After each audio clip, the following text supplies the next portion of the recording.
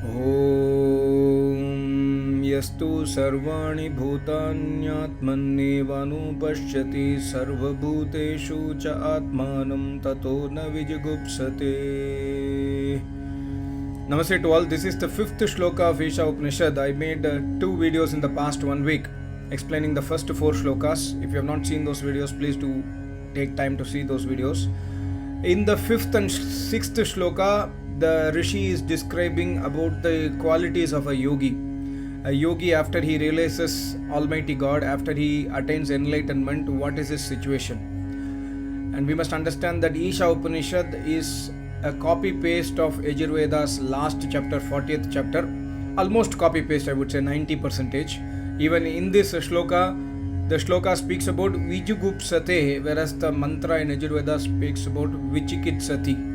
Little bit of meaning difference for some of the words, but more or less the Isha Upanishad matches with last chapter of Yajurveda. So here the yogi situation is clearly described by the Rishi. Yastu sarvani bhutan atmanyevanu pashyati. So the yogi, after he does tapasya, see here the word, most important word in this shloka, and the next shloka is the word anu. Most of the books will not explain the meaning of anu. Even the book written by some Arya Samajis, I am referring now, they have not explained the meaning of the word anu. My acharyas explained the meaning of the word anu in most of his various pravachans, and also in his books he has explained this word anu because it's extremely important to understand that. Like example, Atha Yoga Anushasanam. The word anu is there also, and here also anupashyati. Pashyati means to see or to realize. Anu means afterwards. After what? Anu means just the meaning of anu is afterward, but after what? After intense Ashtanga Yoga Tapasya, after maintaining Brahmacharya, after doing Veda Adhyayan.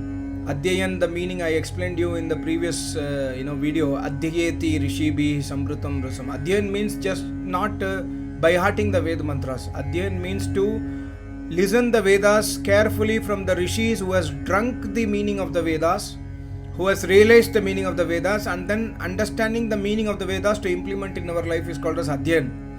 So, Anupashyati means after doing Veda Adhyayan, after adopting Brahmacharya, after following Yam Niyam Asan Pranayam, etc., after following the Vedic Dharma in the life, and after intense Tapasya, Anu, that is the meaning of the Anu.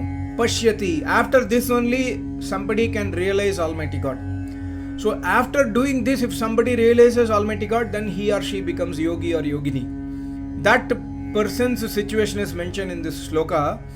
The Rishi says, Yastu sarvani bhutan. Bhuta means here all the panchabhutas and all the pranis who is living in this universe, every one of us. So what the yogi sees is, the yogi sees Atmanam. Yogi sees that Almighty God in everything. Please understand, things are different and Atma is Almighty God. Here Atma means Almighty God. Almighty God is different and everything are different. But the yogi sees that Almighty God's presence in everything. That means the things are always separate. It's not Almighty God. Like Neo Vedanta says that this world is appearance, everything is Almighty God. No.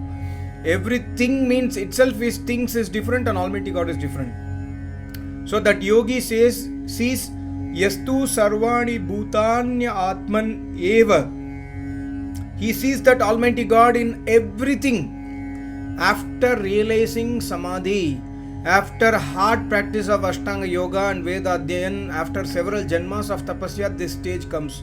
He sees Almighty God everywhere. And then Sarva Bhuteshu cha Atmanam. He sees Almighty God inside everything, and he sees everything is inside Almighty God. That is the specialty of omnipresence.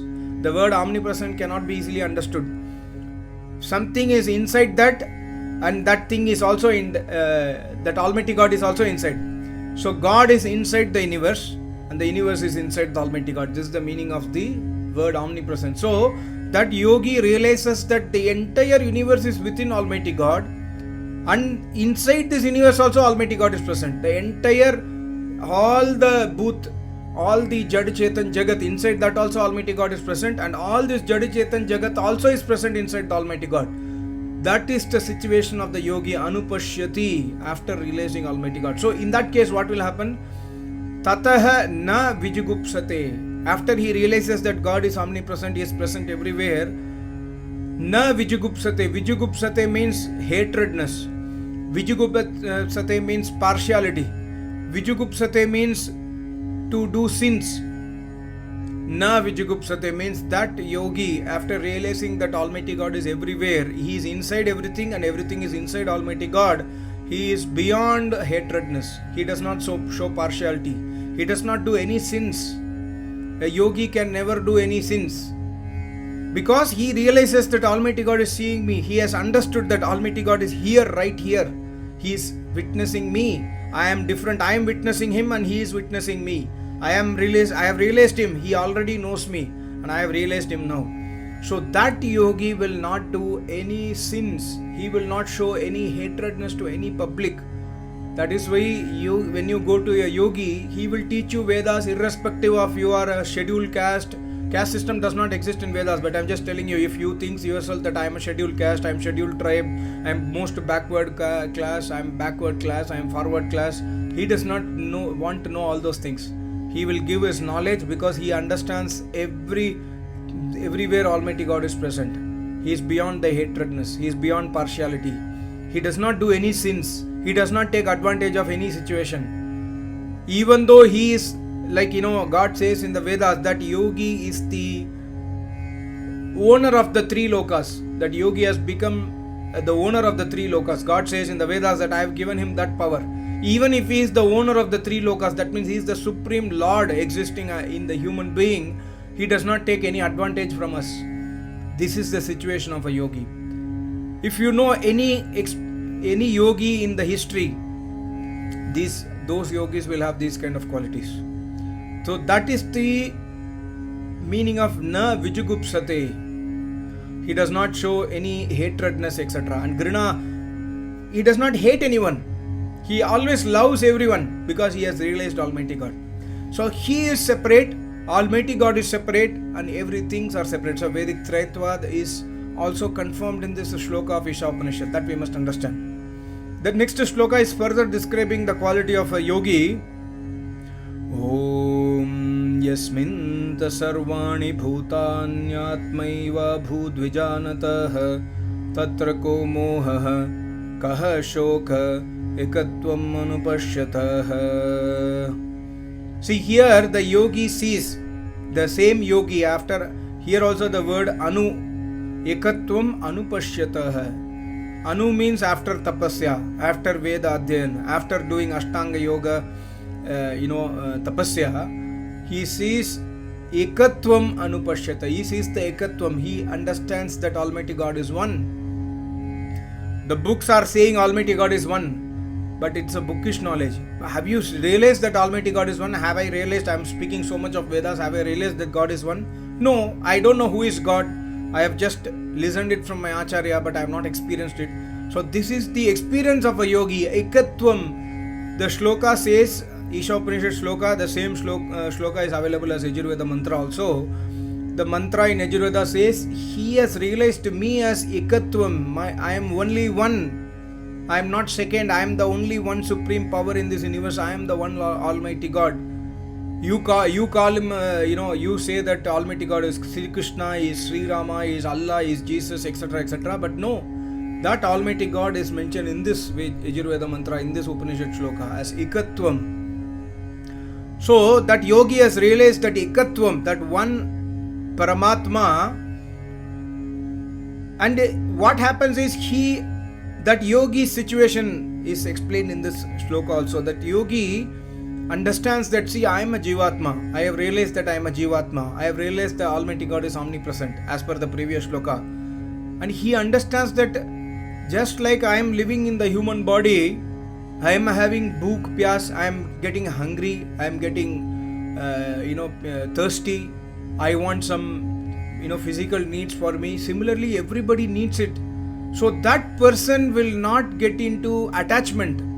He will understand that everybody, just like me, I have some bodily requirements of bhuk pyas, everybody needs it. So he does not get into greed, he does not get into attachment. Moha tatra ko moha. That yogi will not have moha, he will not have attachment. I have attachment towards my body because I think I am the body. The yogi realizes that he is not the body and he is the Atma, Jivatma. He will not have attachment even to his own body. He will not have attachment to anybody's body, but he knows that to survive in this world, they also need food and water, they also need money, they also need the facilities. Not only that, I need facilities. So that is the situation. Then he becomes a sannyasi by Atma. A yogi, in fact, in this Vijirveda Bhashya of Maharishi Dayananda Saraswati, Maharishi has explained the word Vidwan Sannyasi. He becomes a true sannyasi after coming to this situation in life. Sannyasi means he understands the whole world as his own family. He does not keep any attachment towards his family alone. He treats everybody as his own family. So in that situation, tatra ko moha, he is beyond attachment. Ko shokaha, he is beyond sadness. He is always ever happy. He knows that everybody is a jivatma, I am also a jivatma. They are actually in ignorance that they are thinking that they are body. So I must try my best to give them that sukh of my jivatma that I have realized myself. I have to give them the knowledge for them to realize themselves. That is why, yogis, rishi, munis, they are writing books. Why somebody has written Isha Upanishad, why somebody has written Yoga Darshana, why somebody has written Sankhya Darshana, to make them understand that you are not the body, you are the soul. I have realized myself, so I am trying to give you some guidelines. If you follow it, it is beneficial for you. And of course, the book will not help you. Go with the book to the Acharya. Acharya will teach you my knowledge. Because your Acharya also is a Samadhist yogi. If he is a Samadhist yogi, he will understand what I have written. He will also try to... My Acharya has written the Yoga Darshanam. My Acharya has always told, see, a yogi, whatever he experiences in Samadhi has been written by Patanjali Muni in the Yoga Darshana. It's my experience he is written in the Yoga Darshana. So similarly, every yogi has got similar experiences. So that yogi will try to make our dukkha disappear by giving knowledge of the Vedas. So tatra ko, he is beyond sadness. He is always in pleasure. Tatra ko moha kaha shokaha ekatvam anupashyata. So he has realized, the shloka has got the word Atman ev abhu dvijanatah. Vijanatah means अच्छी तरह से जान गया है. He has understood like he is living. He has understood that he is Jivatma. He has understood that everybody is a Jivatma. He has understood that Almighty God is omnipresent. And he has understood that Almighty God is one. He does not have any doubts. He does not have doubt that, oh, maybe Allah is Paramatma. Oh, maybe Jesus is Paramatma. Oh, maybe Sri Ram is Paramatma. No, he does not have these kind of doubts. Because he has realized that Almighty God is one, and he does not come into avatar, and he does not send books. He does not create religions. He does not create caste system. He does not create partiality. He understands. He understands that Almighty God is described by Almighty God only in the Vedas, which I have realized myself. This is the situation of a yogi. The ultimate situation of a yogi. So if you know anybody as a yogi, for example, leave my Acharya, because my Acharya I have always told he is the greatest yogi I have seen. But leave my Acharya. But if you see that anybody is a yogi, they have to fit into this Vedic definition. If they are not fitting in this Vedic definition, then for sure that person is yet to realize Almighty God. That person is yet to realize himself. And these qualities, I have explained many other qualities of yogis and acharyas in my previous videos. But these two qualities, it's when somebody meets our Acharya, they will understand, this is the quality described in the Vedas. We can see the living example. Similarly, Maharishi Dayananda Saraswati, he has lived his life as per these shlokas. Similarly, Patanjali Muni or Sri Krishna Maharaj or Sri Ram, anybody, any Yogeshwar, we can understand. Thank you so much. Namaste. Om.